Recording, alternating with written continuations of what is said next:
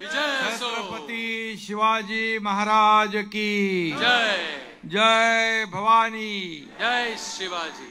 हिंदू हृदय सम्राट बाळासाहेब ठाकरे यांचा, धर्मवीर आनंद दिघे साहेबांचा 10 वर्ष प्रगतीची या आणि कल्याणच्या समृद्धीची विकास दशक या कार्य अहवालाचं प्रकाशन आज झालंय आणि या प्रसंगी उपस्थित माझे सहकारी मंत्री रवींद्र चव्हाणजी, खासदार डॉक्टर श्रीकांत शिंदे, आमदार राजू पाटील, आमदार जगन्नाथ अप्पा शिंदे, आमदार ज्ञानेश्वर म्हात्रे, आमदार बालाजी किनीकर, प्रमोद हिंदुरावजी, गोपाळ लांडगेजी, विनीताताई राणे, लता पाटील, विजया पोटे, प्रल्हाद जाधव, अरविंद वाळेकर, राजेंद्र चौधरी, सुनील चौधरी, राजेश मोरे, भरत गंगोत्री, भाऊ गोंधळी, चंद्रकांत बुडारे, वामन म्हात्रे, भगवान भालेराव, त्याचबरोबर शशी कांबळे आणि आपले आता जिल्हाध्यक्ष आहेत ना भारतीय जनता पक्ष, नाना सूर्यवंशी, रवी पाटील, राजेश कदम, भरपूर लोक आहेत, आता सगळ्यांची नावं घेत नाही मी. मजबूत असं आपलं व्यासपीठ आहे. महायुतीचं शिवसेना, भाजपा, मनसे, राष्ट्रवादी, RPI, कवाडे गट आणि इतरही सगळे जे सोबत आहेत. एखादा राहून गेला असेल तर महायुतीचे सर्व पदाधिकारी आणि मोठ्या संख्येने उपस्थित बांधव भगिनी आणि पत्रकार मित्रांनो, खरं म्हणजे अतिशय आगळ्या वेगळ्या पद्धतीने हा अहवाल प्रकाशन सोहळा आयोजित केला आहे. प्रत्येक कामाचं चित्रीकरण झालंय आणि त्याचं सादरीकरणही झालेलं आहे. खऱ्या अर्थाने आपण लोकांसाठी काय केलं आणि जे प्रकल्प लोकहिताचे आहेत त्याची पूर्ण माहिती या ठिकाणी आजच्या या प्रकाशन सोहळ्यातून देण्याचा प्रयत्न झाला आहे. आता अहवाल मिळाल्यानंतर आपण एक एक पान त्याचं चाळलं तर खऱ्या अर्थाने आपल्याला कळेल की आपल्या खासदारांनी सर्वांगीण विकासाचं लक्ष ठेवून प्रत्येक क्षेत्रामध्ये काम करण्याचा प्रयत्न केलेला आहे. आणि म्हणून तुम्ही सगळेजण, तुम्हाला मनापासून धन्यवाद मी देतो की एक आदर्श खासदार आपण दिल्लीला पाठवलेला आहे, एक आदर्श लोकप्रतिनिधी या ठिकाणी आपण निवडला आहे. खरं म्हणजे मी आज आपल्यासमोर एक ट्रिपल रोलमध्ये आहे. आदरणीय बाळासाहेब ठाकरे यांच्या शिवसेनेचा मुख्य नेता आहे, मी या राज्याचा मुख्यमंत्री आहे आणि तुमच्या या खासदाराचा पिता म्हणून देखील आपल्यासमोर मी उभा आहे. कार्य अहवाल पाहिल्यानंतर मला खरंच अभिमान वाटला, समाधानही वाटलं की त्याची गाडी अगदी राईट ट्रॅकवर आहे. राईट ट्रॅकवरच नाही तर फुल स्पीडमध्ये आहे आणि तो आता फक्त तुमचा खासदारच नाही तर संसद रत्न देखील आहे, याचा देखील आपल्याला अभिमान आहे. 10 वर्षापूर्वीची आठवण श्रीकांतनी पण सांगितली आणि माझे सहकारी रवींद्र चव्हाण यांनी देखील सांगितली. मलाही आठवते तो काळ. 10 वर्षापूर्वीचा एक नौका उमेदवार आणि आपण दिलेली साथ.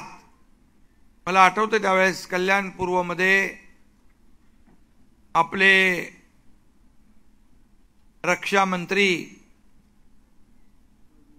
राजनाथ सिंग यांची सभा होती. भर उन्हाळा होता, दुपारी, आणि तिकडे एक पोलीस अधिकारी श्रीकांत तिकडे खासदार आपला स्टेजवर जरा व्यवस्था काय तो बघत होता. तो पोलीस अधिकारी मला विचारतो, हे कोण आहे लडका? मी बोला हे उमेदवार आहे. आणि तेव्हा आपण सगळ्यांनी साथ दिली. खरं म्हणजे तेव्हा एकनाथ शिंदे यांचा मुलगा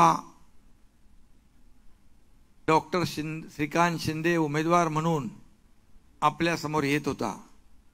परंतु त्याने सुरुवातीच्या 5 वर्षातच स्वतःची एक ओळख निर्माण केली कामाच्या माध्यमातून. याचं मला समाधानही आहे. खरं म्हणजे त्याच्यात आज 10 वर्षाचा श्रीकांत आणि आताचा श्रीकांत याच्यात खूप बदल झालेला आहे. एक जाणीव आणि जबाबदारी असलेला लोकप्रतिनिधी म्हणून आज त्याच्याकडे पाहायला आपल्यालाही समाधान वाटतं, मलाही समाधान वाटतं. खरं म्हणजे त्यावेळेस तो MBBS झाला, ऑर्थोपेडिक सर्जन म्हणजे MS ची परीक्षा देत होता आणि शेवटचं वर्ष बाकी होतं आणि त्यावेळेस त्याला आपण खासदारकीला उभा केला. त्याला तेव्हा हॉस्पिटल सुरू करायचं होतं, परंतु मी त्याचं हॉस्पिटल सुरू काय करू शकलो नाही. त्यामुळे त्याला थोडा चिडला होता माझ्यावर.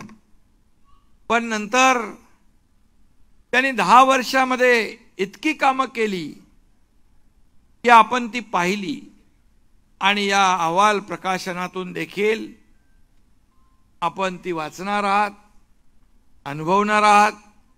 आणि म्हणूनच लोक मला इथली सांगतात की फिर एक बार श्रीकांत ही खासदार.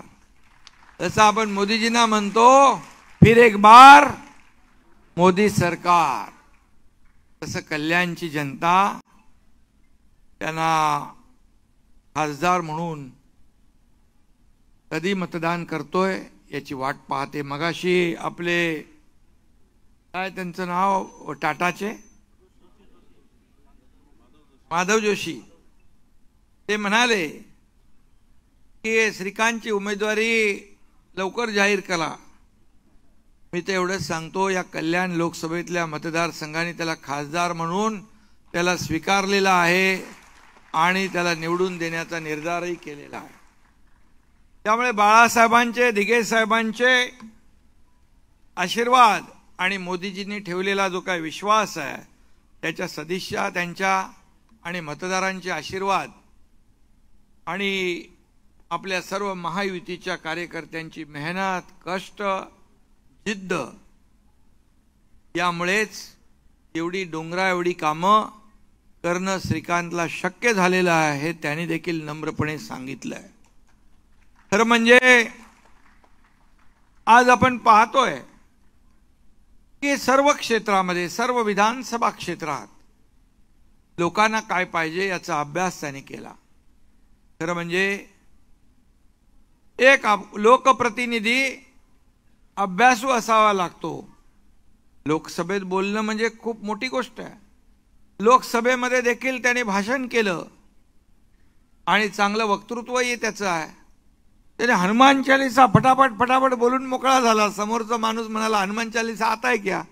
आता हनुमान चालीसा खासदारांनी म्हणून दाखवली, त्याचा आवाजच बंद झाला.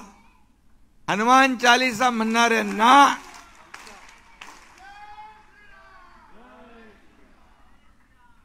जेलमध्ये टाकणारे लोक पण कुठं, आज त्यांना देखील या निवडणुकीत हनुमान भक्त आणि राम भक्त त्यांची जागा दाखवतील.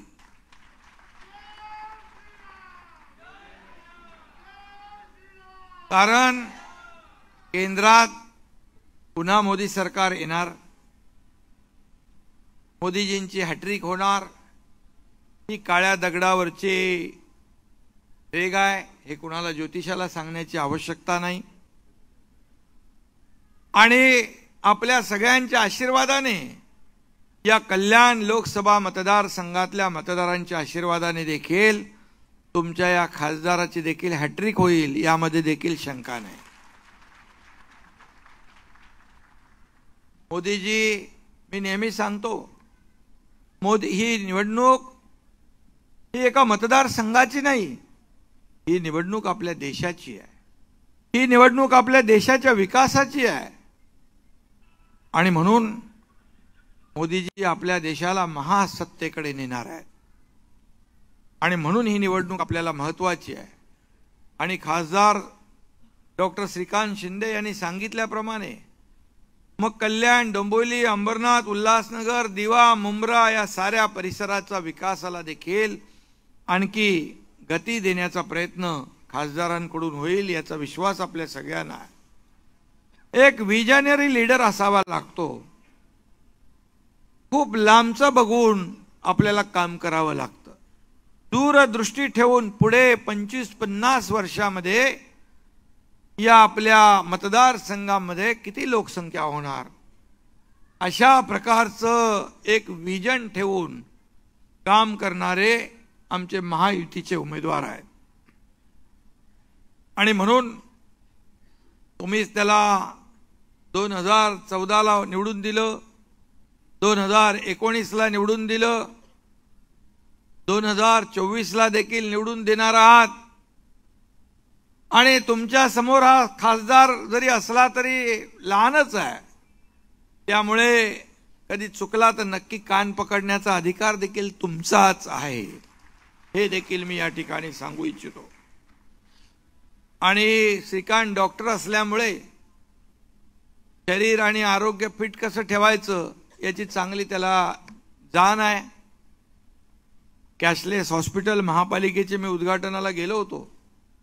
महापालिकेचं हॉस्पिटल अतिशय मोठ्या कॉर्पोरेट हॉस्पिटलला लाजवील असं निर्माण करण्याचं काम त्यांनी केलं. आणि तेही कॅशलेस. हा पहिल्यांदा होतोय. आणि खऱ्या अर्थाने चौफेर विकास कसा करायचा याची न्याक त्याला कळलेली आहे. आणि म्हणून 10 वर्षाचा पूर्वीचा परिसर आणि आजचा बघा परिसर, याच्यामध्ये जमीन आसमान एवढं अंतर निर्माण झालेलं आहे. खरं म्हणजे श्रीकांत डॉक्टर असला, मी डॉक्टर नसलो तरी मी अनेक सर्जरी केलेल्या आहेत, ऑपरेशन केलेले आहे. काही लोकांचे पट्टे गायब झाले फटाफट फटाफट. काही लोक फास्ट फिरायला लागले, चालायला लागले, हळूहळू चालत होते. ते देखील गरजेचं होतं. रवी बरोबर आहे ना रे बाबा. आणि जेव्हा आम्ही 2022ला मला वाटतं 30 जूनला सरकार स्थापन केलं, त्यापूर्वीची परिस्थिती आपल्याला माहीत आहे. मगाशी राजू पाटील यांनी आपल्या भाषणात सांगितलं, शेवटी सहकार्य योगदान मागायचं असतं. अहंकारी लोक आपल्या इगोसाठी राज्याचं नुकसान करताना देखील आपण पाहिलं.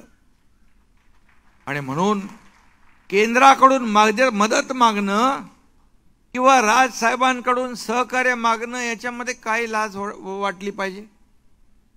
आज केंद्राकडे आम्ही जातो, दिल्लीत जातो, निधी आणतो. आम्ही कुणापुढे लोटांगण घालायला जात नाही. आम्ही मोदींजीकडे जातो, अमित भाईंकडे जातो आणि या राज्याच्या विकासासाठी आवश्यक काम करून आणतो. आणि म्हणून दिल्लीला जाणं या राज्याच्या विकासासाठी आज मी आहे, देवेंद्रजी आहेत, अजितदादा आहेत. अजितदादा पण विकासाच्या मुद्द्यावर सोबत आले. शिवसेना भाजपा युतीचं गठबंधन सरकार आम्ही स्थापन केलं बाळासाहेबांच्या विचारांचं. जे 2019ला व्हायला पाहिजे होतं ना, तुम्ही मतदान शिवसेना भाजपा युती म्हणून केलं. परंतु सरकार स्थापन करताना काँग्रेसला सोबत घेतलं. ज्या बाळासाहेबांनी सांगितलं होतं, या काँग्रेसला दूर ठेवा, माझ्या शिवसेनेची काँग्रेस जेव्हा होईल तेव्हा मी माझं दुकान शिवसेना बंद करीन असं बाळासाहेब म्हणाले. पण त्याच काँग्रेसला खांद्यावर डोक्यावर घेतलं तेव्हाच तुम्ही बाळासाहेबांचे विचार सोडले आणि म्हणून आम्ही ती दुरुस्ती केली. बाळासाहेबांच्या विचारातलं आणि या महाराष्ट्रातल्या जनतेच्या मनातलं सरकार स्थापन केलं. आणि म्हणूनच आज मला सांगायला अभिमान वाटतो की खासदार श्रीकांत शिंदे असतील, इतर आमदार असतील, त्यांना निधी देण्याचं काम आपल्या महायुती सरकारने दिले. कधी एवढा निधी कधी मिळाला नव्हता. आणि म्हणून आज मनसेने देखील आपल्याला बिनशर्त पाठिंबा दिला. त्याबद्दल देखील मी राज ठाकरे साहेबांचं मनापासून अभिनंदन करतो, त्यांना धन्यवाद देतो. कारण विकासाच्या मुद्द्यावर ते नेहमी सांगत असतात, माझ्याकडे येत असतात, कामं असतात लोकांची, सर्वसामान्य लोकांना न्याय हे आपलं सरकार देईल हा विश्वास त्यांच्या मनामध्ये आहे. केंद्रातलं मोदी सरकार या देशाला विकासाकडे नेत आहे. या देशाचं नाव जगभरात रोशन करण्याचं काम मोदी साहेबांनी केलंय. आणि म्हणून आज आपली अर्थव्यवस्था इतर जगातल्या इतर देशांची अर्थव्यवस्था डबघाईला आलेली असताना आपली अर्थव्यवस्था 11व्यावरून 5व्यावर आणली. आज पुढे ती 3ऱ्यावर आणण्याचा संकल्प आणि निर्धार त्यांनी केलाय. आणि म्हणून राज साहेबांनी देखील पाठिंबा दिला. आपल्याकडे RPI रिपाई गट आहेत, कवाडे गट आहेत, आठवले गट आहेत, आपल्याकडे जानकर आहेत, अनेक लोक आपल्या बरोबर आले विकासाच्या मुद्द्यावर. आणि ही निवडणूक देखील आपण विकासाच्या मुद्द्यावर लढतोय. विकास विकास आणि विकास. गेल्या 2.5 वर्षात मागच्या आपल्या सरकार स्थापन होण्यापूर्वी सर्व कामं बंद केली होती. सर्व ठप्प होतं, लॉकडाऊन होतं, सण उत्सवावर बंदी होती ना त्या काळात. आपलं सरकार आल्यानंतर सगळी सण उत्सवावरची बंदी आम्ही काढून टाकली. सगळे सण आणि उत्सव गुण्या गोविंदाने साजरे होऊ लागले. त्याची गरज आहे. अर्थव्यवस्था एक मजबूत करायची असेल तर खऱ्या अर्थाने विकासाबरोबर याही गोष्टीची आवश्यकता आहे. आणि म्हणून आज मी आपल्याला एवढंच सांगेन की या कल्याणचा विकास जो आहे त्यामध्ये त्यांनी श्रीकांतनी सगळं सांगितलंय.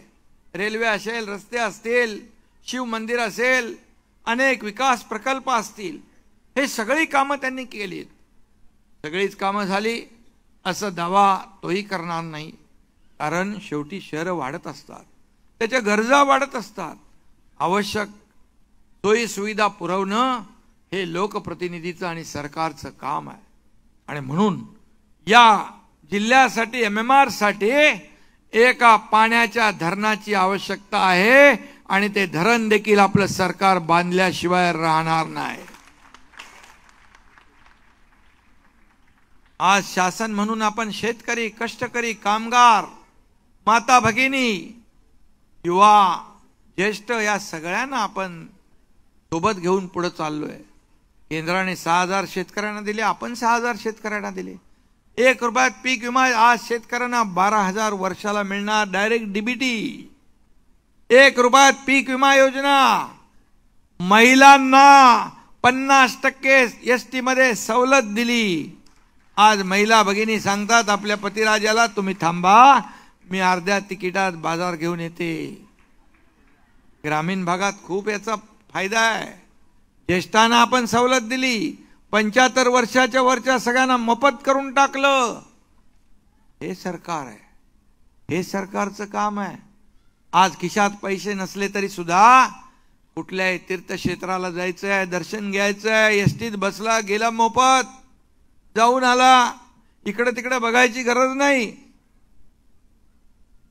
आज खिशात पैसे नसले तरी सुद्धा आपण 1.5 लाखाची महात्मा ज्योतिबा फुले 5 लाखावर नेली. मोफत उपचार, सगळ्या अटी शर्ती काढून टाकल्या. अगदी करोडपतीपासून अगदी गरिबापर्यंत सगळ्यांना 5 लाखापर्यंत मोफत उपचार, हे सरकारचं काम आहे, हे सरकारचं काम आहे. आणि म्हणून आज मी आपल्याला एवढंच सांगेन की खऱ्या अर्थाने हे सरकार सर्वसामान्यांचं आहे, सर्वसामान्यांचं सरकार आहे. आणि म्हणून सर्वसामान्यांचं सरकार आणि हा मुख्यमंत्री पण तुमच्यातलाच एक सर्वसामान्य शेतकऱ्याचा मुलगा आहे. आणि म्हणून मला सर्वसामान्यांची समस्यांची जाण आहे, त्यांच्या वेदना मला कळतात. मी त्यांच्यामध्ये जातो, शेतावर जातो, बांधावर जातो, शेतकऱ्यांशी संवाद साधतो, माझ्या माता भगिनींशी बोलतो, माझ्या बांधवांशी बोलतो, सगळ्यांशी बोलतो. मी खूप वेळ देतो. मला सगळे विचारतात कधी जेवता, कधी झोपता. मलाच माहित नाही मी कधी माझा दिवस संपतो. परंतु शेवटी किती मला काम झालं तरी शेवटी जेव्हा लोक मला भेटतात तेव्हा पुन्हा ऊर्जा आणि प्रेरणा येते. ते जनता हेच माझं टॉनिक आहे. आणि म्हणून या राज्यामध्ये आम्ही सर्वजण, मी आहे, देवेंद्रजी, अजितदादा, आम्ही आमचं मंत्रिमंडळ, आपत्ती येऊ द्या, संकट येऊ द्या, आम्ही सगळीकडे जातो, रस्त्यावर उतरून काम करतो. घरात बसून काम होत नाही. उंटावरून शेळ्या आखणारा हा एकनाथ शिंदे नाही. मग इर्षाडवाडीचा डोंगर असेल की कोल्हापूरचा पूर असेल, शेवटी लोकांच्या सुखदुःखामध्ये धावून गेलं पाहिजे. हे काम सरकारने केलं पाहिजे. आणि म्हणून सरकारमधून शासन आपल्या दारी हा नवीन लोकाभिमुख आम्ही कार्यक्रम सुरू केला. थेट लोकांमध्ये जाऊन कोणाला ट्रॅक्टर, कोणाला पॉवर टिलर, कोणाला ड्रोन, कोणाला घराची चावी, कोणाला महिला बचत गटाचा चेक, हे सगळं जे आहे हे नवीन सगळ्यांना दिसतंय. आणि कितीतरी राज्याचे मुख्यमंत्री मला म्हणाले शासन आपल्या दारी क्या है? बोले शासन आपके द्वार पे डायरेक्ट जो लाभ है उनको देने का काम है. हे 5 कोटी लोकांनी शासन आपल्या दारीमध्ये लाभ घेतलेला आहे. आज आपण डीबीटीच्या माध्यमातून काम करतोय, थेट लोकांना पैसे देतोय. मला आठवतंय राजीव गांधी म्हणायचे, एकदा कुठेतरी म्हणाले की केंद्रातून 1 रुपया येतो तो राज्यात येईपर्यंत 15 पैसे पोचतात, 85 पैसे गायब होतात. आता मोदीजींच्या काळात 1 रुपया आला की 1 रुपया थेट राज्याच्या तिजोरीमध्ये जातो, इतर कुठेही जात नाही. 2014 पूर्वी आपण पाहिलं या राज्यामध्ये दंगली, बॉम्बस्फोट, भ्रष्टाचार, घोटाळे. 10 वर्षामध्ये एकही घोटाळ्याचा आरोप आहे, एकही भ्रष्टाचाराचा आरोप लावण्याची हिम्मत विरोधक करू शकले नाही. कारण मोदीजी बेदाग आहेत. एकही डाग त्यांच्यावर नाही, कारण त्यांनी पूर्ण जीवन समर्पित केलंय देशाला. आणि म्हणून आज पूर्ण देशभरामध्ये लोकांनी मोदीजींना पुन्हा प्रधानमंत्री 3ऱ्यांदा बनवण्याची गॅरंटी घेतलेली आहे. आणि म्हणूनच आज एक खासदार महत्वाचा आहे. आणि खासदारांनी जे काही काम केलेलं आहे त्या कामाची पोचपावती आपण नक्की या ठिकाणी त्यांच्या मतदानाच्या रूपाने आपण देणार आहात. आणि म्हणून गेल्या 10 वर्षामध्ये केलेलं काम, एकदा मला आठवतंय मी मोदीजींकडे गेलो होतो, श्रीकांत आणि आमचा परिवार होता. मोदीजींनी देखील श्रीकांतची पाठ थोपटवली होती. आपका बेटा होनहार है, अच्छा काम करता है, संसद में अच्छा बात करता है. याचा देखील मला सार्थ अभिमान आहे. शेवटी मी मुख्यमंत्री असलो तरी सुद्धा एक बाप आहे, त्यामुळे त्याला त्याची वाहवा करण्यामध्ये कंजूसी आज मी करणार नाही.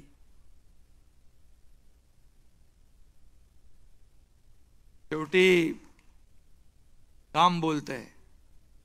आणि म्हणून केलेली कामं जी आहेत ही आपल्या समोर आहेत आणि यापुढे देखील कामं होतील. आज आपली महायुती मजबूतीने काम करते आहे. आज मोदीजींचा नारा काय? अब की बार आणि आपला अब की बार. त्याच्यामध्ये आपला कल्याण लोकसभा, मगाशी कुणीतरी म्हणालं सगळे आतापर्यंतचे सगळे रेकॉर्ड मोडले जातील, कारण सगळे आपण ताकदीने या निवडणुकीमध्ये त्याच्या पाठीशी आहोत. आणि म्हणून मी आज काय जास्त बोलणार नाही राजकीय, परंतु काही नकली वाघ काही दिवसापूर्वी कल्याण डोंबिवलीमध्ये येऊन गेले, पोकळ डरकाळ्या फोडून गेले. पण जोपर्यंत हा एकनाथ शिंदे रिंग मास्टर आहे तोपर्यंत वाघाचं कातडं पांघरणाऱ्या शेळ्या कधी वाघ होणार नाहीत. या देशात एकच वाघ होऊन गेला, त्याचं नाव हिंदू हृदय सम्राट बाळासाहेब ठाकरे.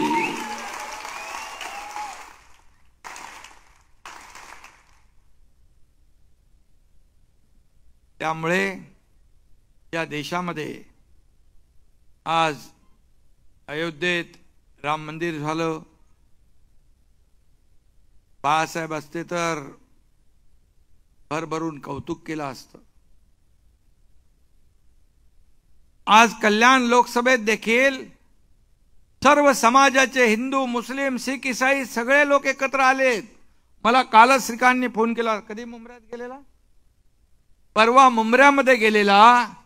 मुंबऱ्यातल्या लोकांनी देखील विकासाला महत्व दिलंय. फक्त आतापर्यंत काँग्रेसने सिर्फ वोट बँक म्हणून त्यांचा इस्तेमाल केलेला आहे. परंतु आज मोदीजी देखील सर्व समाजाला विकासाच्या मुख्य प्रवाहामध्ये आणण्याचा प्रयत्न करतायत. आज आपल्या महायुतीच्या सरकारने मौलाना अब्दुल कलाम आझाद, आपले मौलाना आझाद जे मंडळ आहे त्याला 50 कोटी रुपयाची तरतूद आतापर्यंत होती. आपल्या सरकारने 500 कोटी रुपये ठेवले. आणि आज मुस्लिम समाजाचे लोकही म्हणतात की आम्हाला विकास पाहिजे, डेव्हलपमेंट पाहिजे.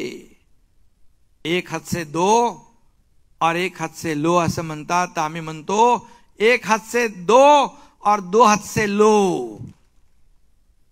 शेवटी विकास हा महत्वाचा आहे. Development development development. आणि म्हणून आज जे स्वप्नवत वाटणारं राम मंदिर मोदीजींनी केलं, करोडो करोडो राम भक्तांचं आणि बाळासाहेबांचं स्वप्नही साकार केलं. पण साधा आनंद व्यक्त करू शकले नाहीत. हे दुर्दैव आहे. आणि म्हणून ते मोदी साहेब बोलले ते बरोबर आहे. नकली शिवसेना, कारण असली शिवसेना इथं आहे, धनुष्यबाण इथं आहे. आणि आज बाळासाहेबांचे विचार आमच्याकडे आहेत.